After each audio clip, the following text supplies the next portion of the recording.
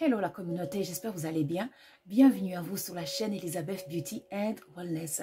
Ici, on parle de la beauté, du bien-être, on se motive les uns les autres et surtout, on essaie de consommer le plus naturellement possible et de se connecter avec notre mère nature. Bienvenue à vous sur la chaîne Elizabeth Beauty and Wellness. Aujourd'hui, j'aimerais vous parler d'un phénomène. Eh oui, une peur que ça a été créé depuis des siècles. Et puis même, c'est un peu génétique aussi. C'est national, c'est continental. Cette peur, c'est la peur des sorciers. Voilà. Aujourd'hui, on va essayer de comprendre et de voir les plantes qui peuvent nous aider et comment nous protéger. Voilà. Il faut savoir que, déjà, on a mal compris le mot sorcier. Voilà. C'est vrai que beaucoup de gens, surtout qui n'ont jamais vécu cette expérience, vont dire que ça n'existe pas. Bien sûr, ils ont bien raison que ça n'existe pas. Parce que tout commence à partir du moment où on ouvre la porte, on ouvre notre esprit, on commence à y croire. Car on est le maître de notre propre destinée. Pour que une personne mauvaise avec des manipulations, une personne qui pratique la sorcellerie puisse nous toucher, il faut vraiment que nous aussi, on laisse rentrer la personne. Vous savez, notre corps, c'est notre temple. C'est comme on a la clé. Et parfois, on oublie de fermer les fenêtres. Et c'est là que le voleur vient de rentrer. Donc, on va numéro 1, apprendre à protéger, à fermer nos fenêtres, c'est-à-dire à protéger notre temple. On protège notre temple par rapport à notre psychisme. Avant tout, lorsqu'on croit à quelque chose, la chose devient vérité. La chose s'active, prend vie. Tant que, exemple, vous avez une chaise devant vous, tant que vous n'allez pas mettre votre attention à cette chaise, visualiser cette chaise, la chaise n'existe pas dans votre pensée. Mais lorsque vous allez vous concentrer sur la chaise, vous allez donner vie à la chaise. La chaise va commencer à exister. Et c'est la même chose. Dès que on vous dit que quelqu'un est sorcier, vous commencez à penser que cette personne est sorcier ou sorcière, ou les sorciers ça existe, ils sont méchants, sont dangereux, ça devient une réalité. Vous l'avez créé.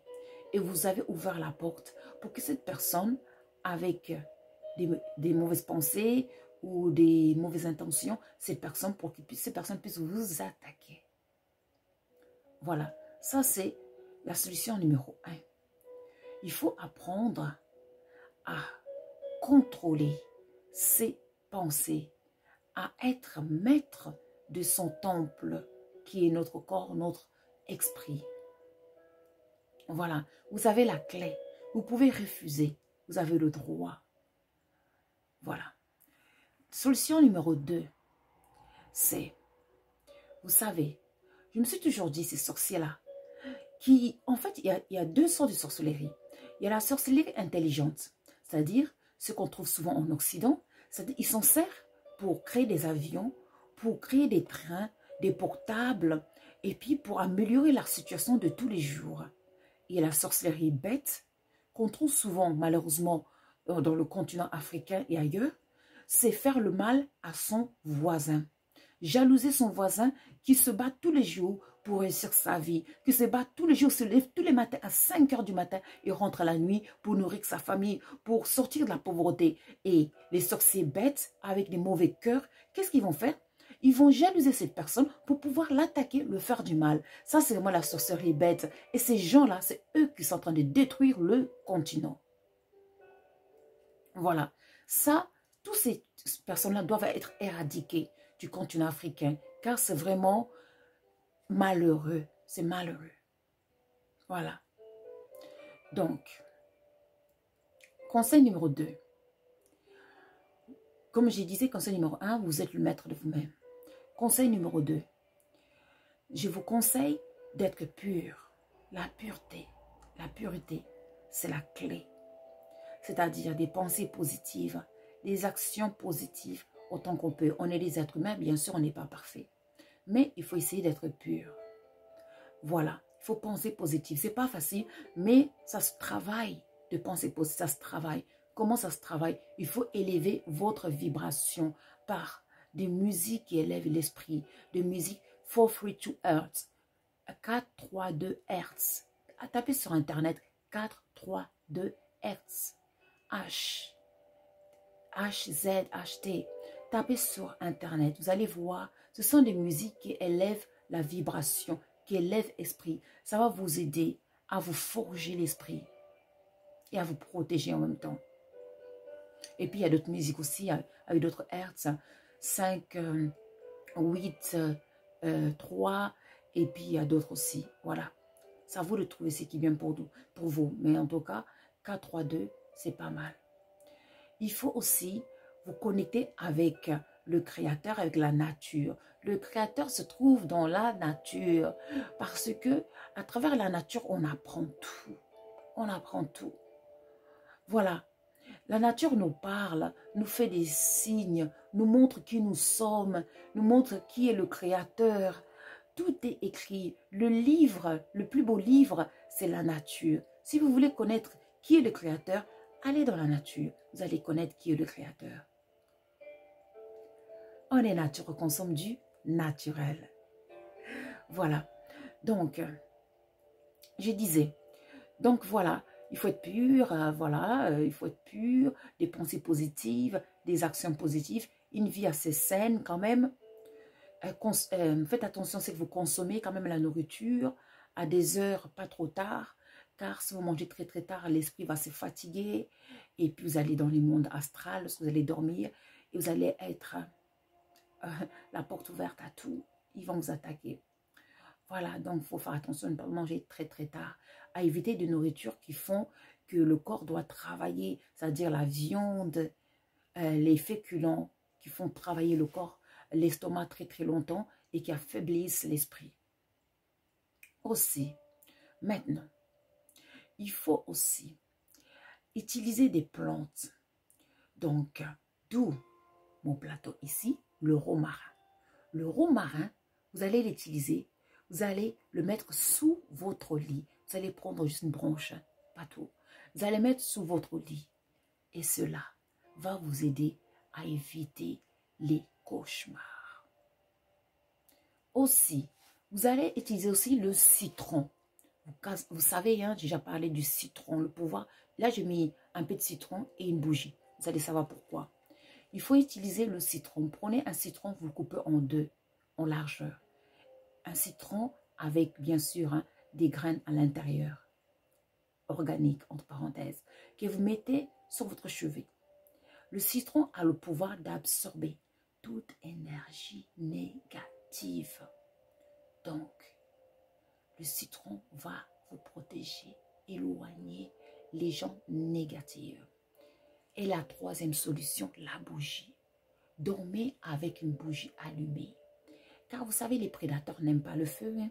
Le feu, ça fait fuir même les serpents et tout ça. Et voilà. Donc, dormez avec une bougie.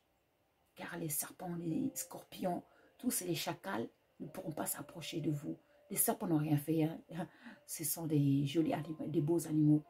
Mais c'est juste l'expression pour dire le feu éloigne les prédateurs. Si vous avez vraiment peur, voilà, vous voulez dormir en paix, vous êtes fatigué, qu'on vient vous embêter, dormez avec une bougie à côté de vous. Ils n'oseront pas s'approcher de vous. Parce que la bougie, le feu, a un côté spirituel.